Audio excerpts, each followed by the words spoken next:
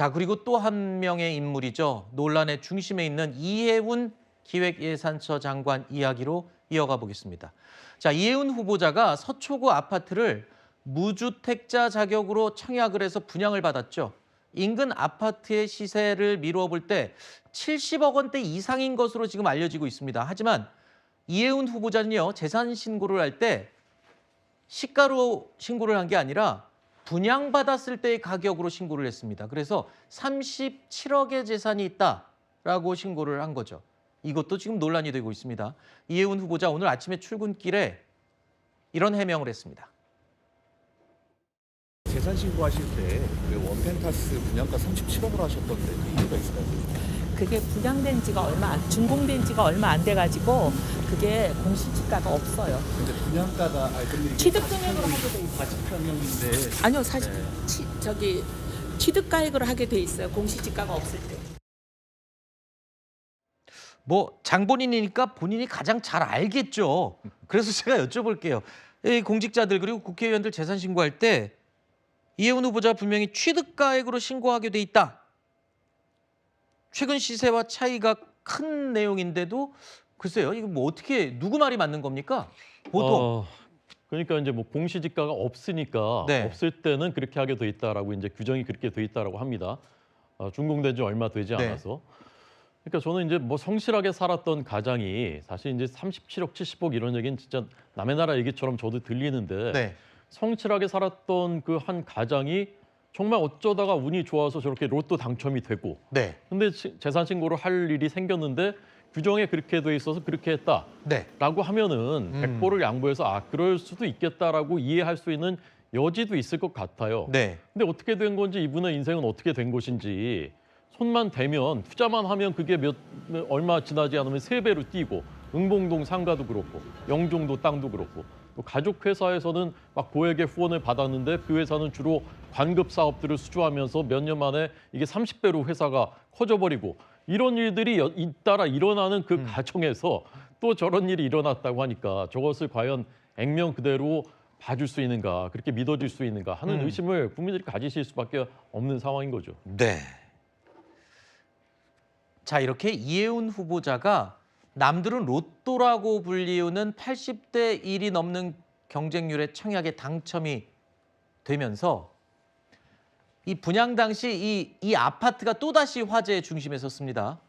그런데 이게 보통의 액수입니까? 2달 안에 분양대금을 모두 내야지만 이 분양권을 가질 수 있는 거죠.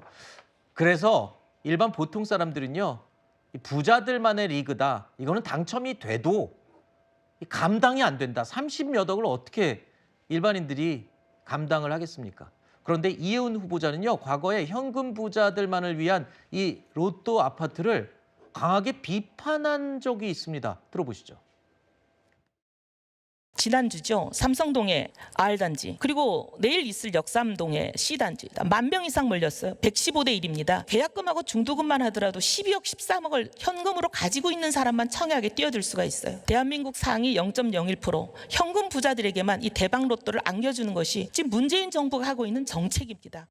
지금 온갖 대출을 다 막아놨습니다. 그러면 돈을 못 빌리는데 이렇게 어마어마한 돈을 낼 수 있는 사람들이 현금 부자예요. 대한민국 상위 0.01%에 해당하는 돈 있는 현금 부자들만, 그것도 뭐 아주 큰 돈을 갖고 있는 분들만 이 로또를 받게 되는 거니까 굉장히 부당하죠.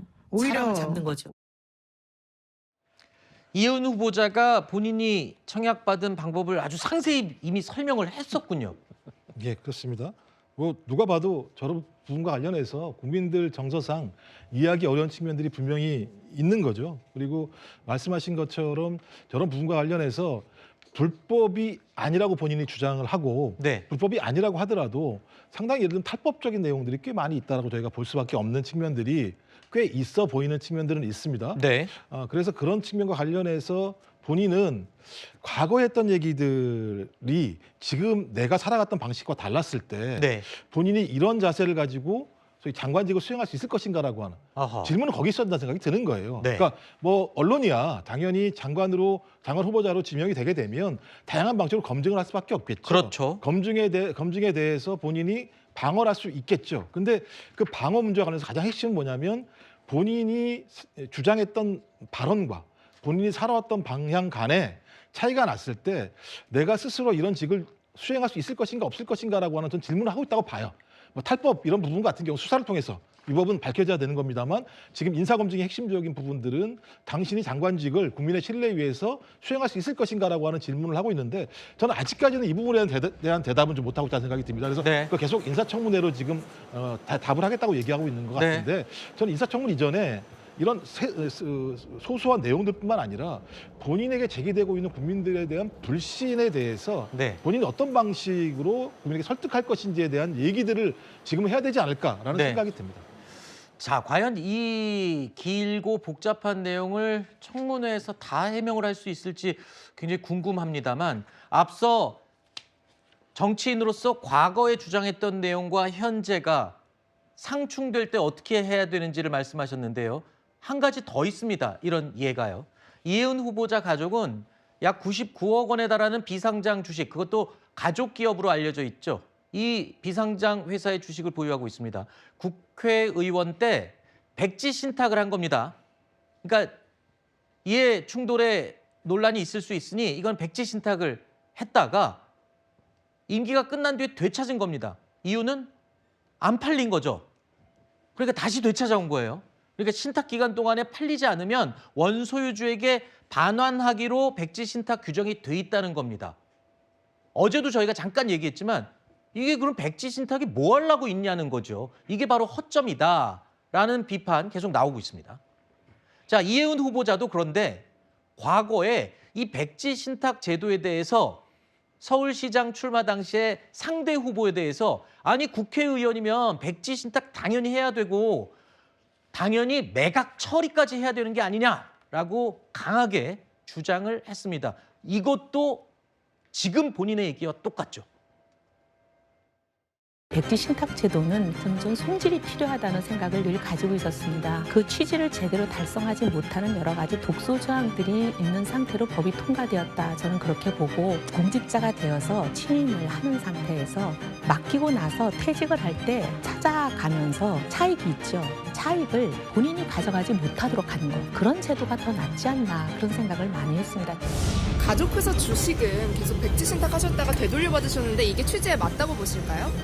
아니, 그건 제가 할 수 있는 문제가 아니잖아요. 그럼 지금 갖고 계신 주식은 어떻게 처분하실 건가요?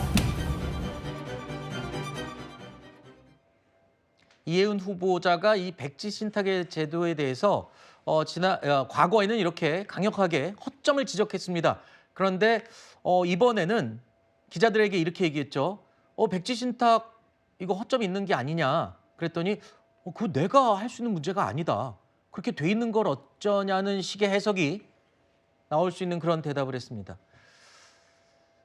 자, 과거와 현재가 다른 내로남불이 아니냐는 일부의 지금 지적들이 나오고 있는데요. 계속된 논란에도 불구하고 이혜은 후보자 일단 청문회까지는 끝까지 임하겠다는 입장이고요.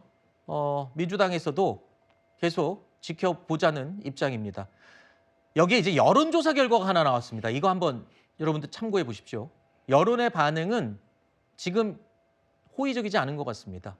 자, 그러니까 이혜훈 장관 후보자의 인식에 대해서 부정적으로 반대하는 비율이 45.3%, 찬성하는 비율이 27.4%, 잘 모른다가 27.3%로 조사가 됐습니다.